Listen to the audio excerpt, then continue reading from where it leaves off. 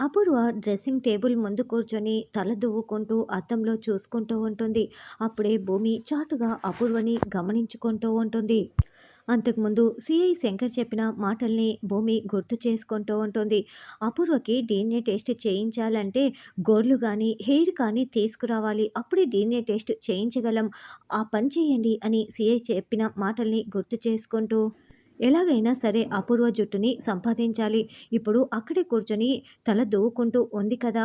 ఇప్పుడు ఎలా తీసుకోవటం అని భూమి అనుకుంటూ ఉంటుంది. ఈ లోపలే అపూర్వ తల దువ్వుకొని ఆ దువ్వెన్ని అక్కడే పెట్టేసి వాష్‌రూమ్‌లోకి వెళ్తుంది.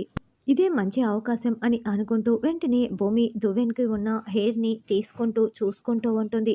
"దొరికావు అపూర్వ.